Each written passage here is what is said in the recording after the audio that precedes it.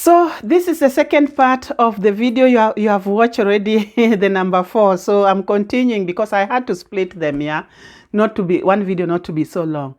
So I reached where I'm the friend of my dad, sorry, and he's asking me where my dad is, and I explained to him. My dad went out and he looks at me with those strange eyes and start to touch my teeth. And that time they were just popping out small little teeth. I'm still very small.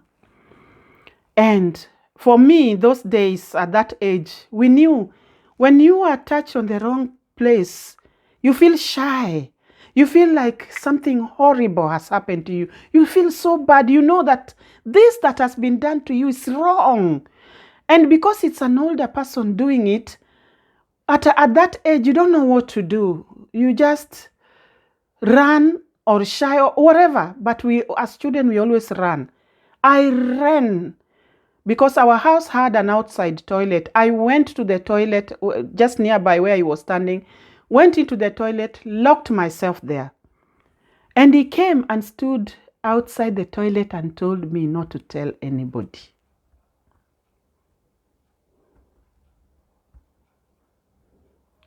Not to tell anybody. And as a small child, when you're told not to tell anybody, you don't tell. Don't ask me why. This is a mentality of most of the children.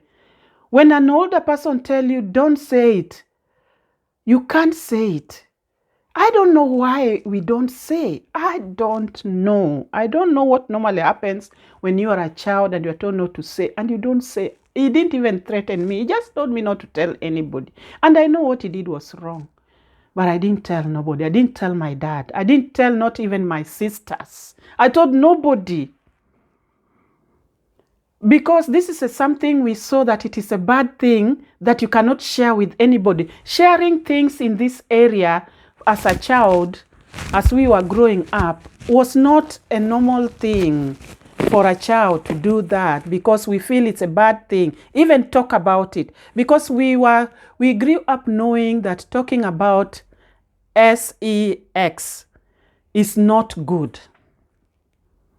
So how do you start to explain about that? How somebody touched you? You can't do that. So let me tell you who he was. He had a family. He had a very good job. He had a wife. He had children, girls who were even older than me, who are maybe in the high school, and young ones who are my same age like me. And we were in the same school. So if I was to talk, and now he's touching other man's, to make the matter worse, his own friend, child. And he has his own children. And this kind of people, when you touch their own, they will finish you. That's one thing that when I grew up, I was left wondering, how dare did he do that when himself, he already have children like me. After I started to have my understanding, maturity, this thing was, I was used to think, why? Why when he also have children like me? So we leave that one aside. The other one, now I'm in high school from one, and we live in a city. We moved from that city to another one. That city we were living in where this one was touching me, now we have moved to the next one closer to that. And so this friend also had a very good job, had a big house with many rooms. And he had just married a nurse. Just married, and the nurse was very much pregnant. Maybe according to what I can estimate, maybe she was 6 months, 7 months there, according to her stomach, because I can still see the picture way back, approximately there. Maybe she was about to give birth, I don't know, but the stomach was big. So the wife, they just married and the wife got pregnant. And I used to know how to make hair from the young age. I started to make hair when I was approximately 6 years. I was good.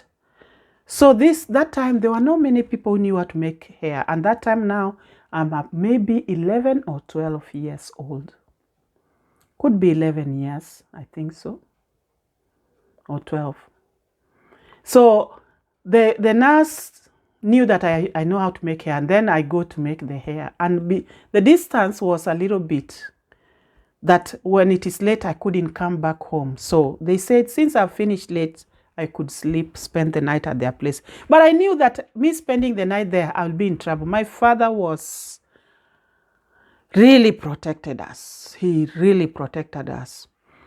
So I knew that I might land in problem the next day. So I spent the night.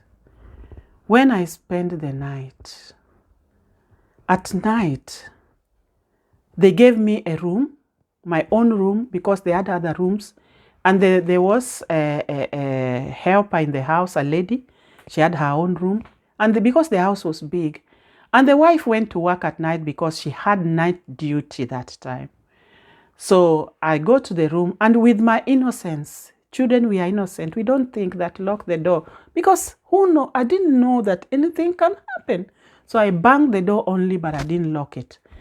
So at night when I'm completely sleeping, I just woke up with hearing somebody behind me breathing very heavily with alcohol. Very strong alcohol, because that night he was drinking. He used to drink whiskey, vodka, wherever.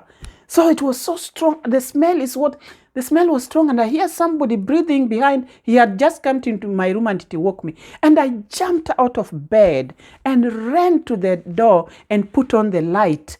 And I was scared like a rabbit. I ran outside. He ran after me and said, "Oh, no," because he knew the house girl will wake up and see the scene. So he tried to calm me down and said, "I brought you a t-shirt because you didn't have a night dress. If you bring me a t-shirt, are you giving me the t-shirt next to me? Next to my bed, surely? Or you put on the light and first of all you knock and give me the t-shirt?" Well, so I ran like that, and then he gave me the t-shirt, and I went back to the room. I locked the door. Next day I went home. I had a problem with my dad. And I don't know why my dad suspected.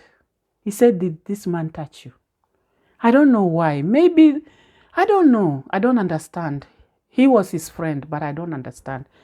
Maybe they used to do things out there together, so he didn't trust his friend. I don't know. God knows in heaven. So, but I didn't tell my dad. Even though my dad asked me, I didn't say. These are bad things girls don't talk about. I will not talk about bad things, even if my dad is asking. This one, my dad asked me. So, these are the two friends of my dad who tried this. And in a life of a young girl, there will be always many sceneries like this. Luckily, nobody has ever taken me by force. Succeeded. That's what I mean. Nobody has ever succeeded. It has been only trying. But the purpose of me talking about this is take care of your children. Talk to your girls. Talk to your children. Be close to your children. I'm not saying all friends are bad, but watch out your closest man friend if you have a girl. I'm not saying they are all bad. Don't mistake me. Because all these things that happened to me were not from far away people. Were not on the street. And another one, I don't know if you have talked about another one of this young man who met me coming from my grandmother. That time I was also living in the village with my mom. And I had gone to visit my grandmother.